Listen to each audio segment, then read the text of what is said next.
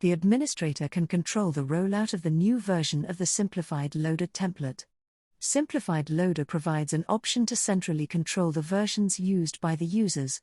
The setup of the version control feature is performed using the latest version preference.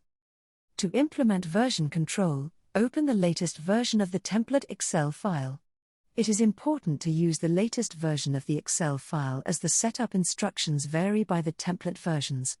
Navigate to the admin panel in the Simplified Loader template. In the Controls section, select the version control feature. Review the instructions from the instruction box. To better readability, select all the text, copy it, and paste it into Notepad. Review the setup instructions. To implement this control, navigate to the Oracle Fusion. Under the Setup and Maintenance option, search for the Manage Common Lookups task. Query the lookup type associated with the template. In the description field, enter the value latest version preference value as displayed in the instructions field in the admin panel. When setting up the latest version control, the administrator has the option to specify a custom message that they wish to display to the user using previous Excel versions. For this demo, I will specify a custom message as contact@abc.com to obtain the latest template version.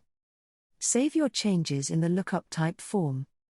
To validate that the control is successfully implemented, I will open the Excel sheet version 1.96. The reason I opened a previous version of the template is so that I can demo the error message displayed to the user. Now, log into the Simplified Loader template.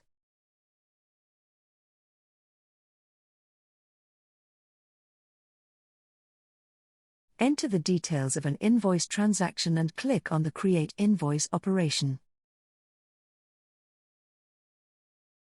Notice the error message and the custom message specified by the administrator is displayed to the user. Clicking OK will close the pop-up window and the operation will cancel.